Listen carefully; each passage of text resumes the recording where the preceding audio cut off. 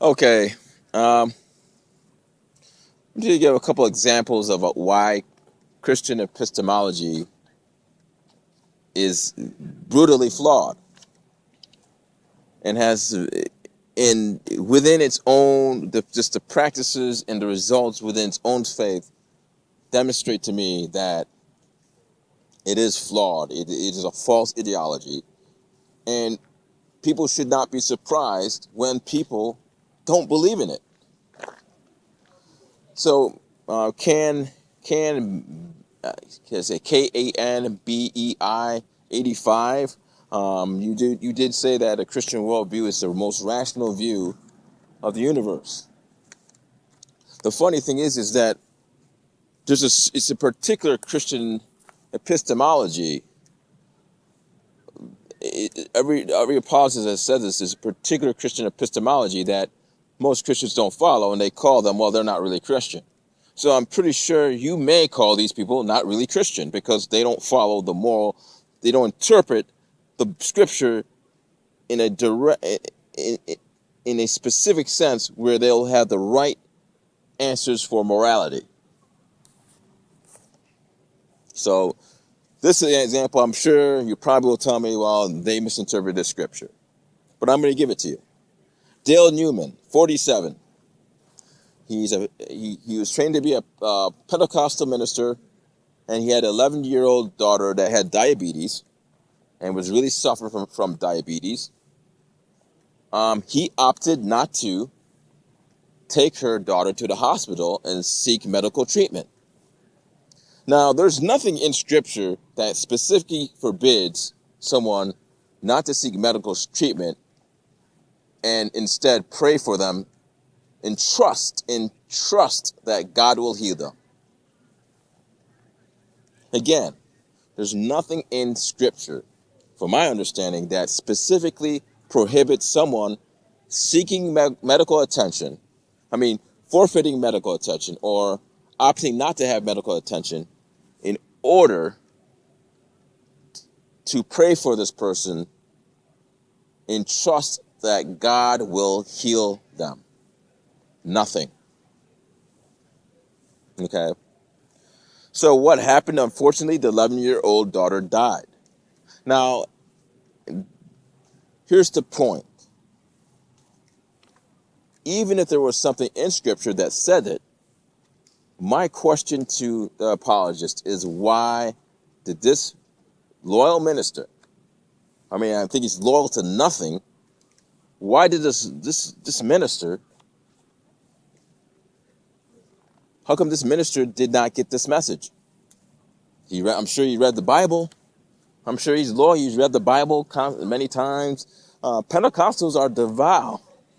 Okay, it's not just their, they have they have meaningless moral ethics, some of them. But their loyalty to God is profound, okay? They go to church. They worship really hard, okay? How come this message was not delivered to Dale Newman?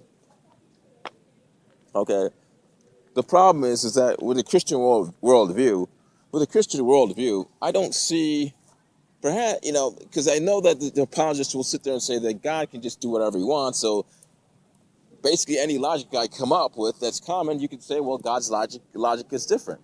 So it's like impossible to argue against a Christian worldview when you presuppose a Christian worldview.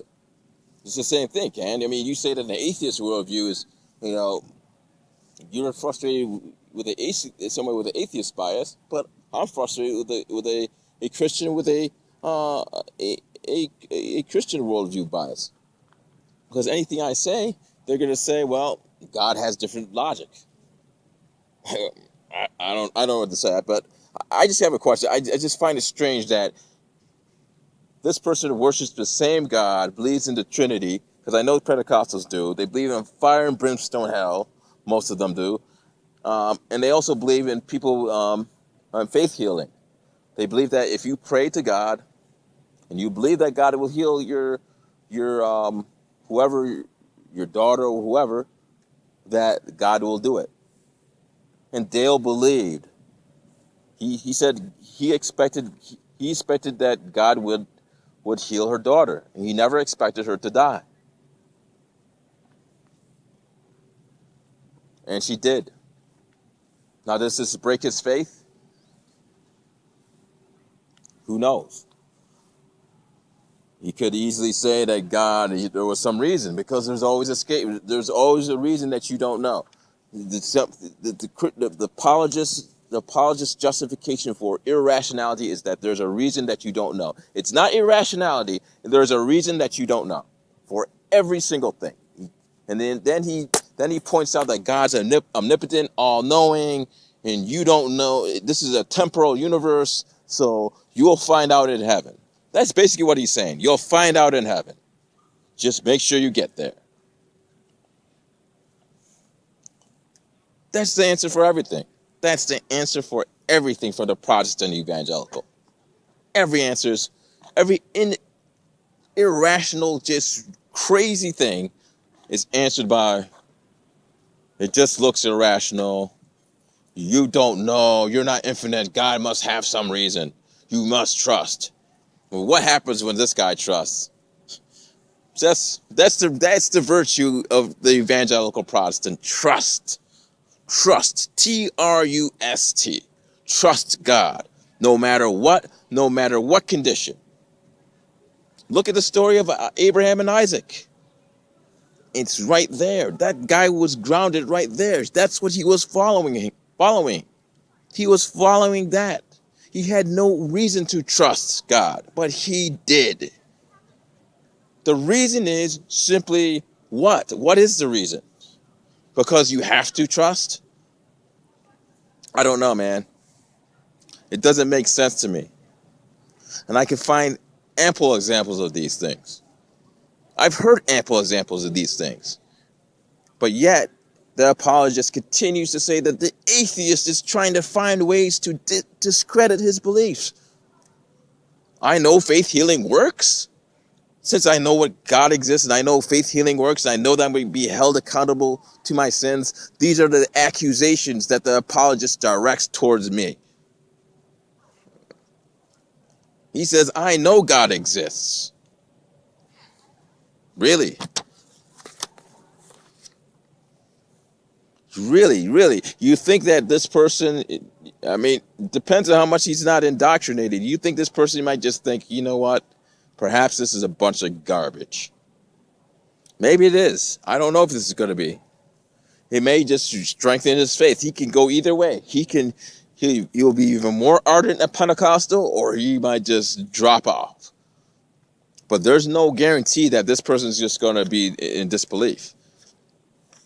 So it's just interesting, man. I don't understand.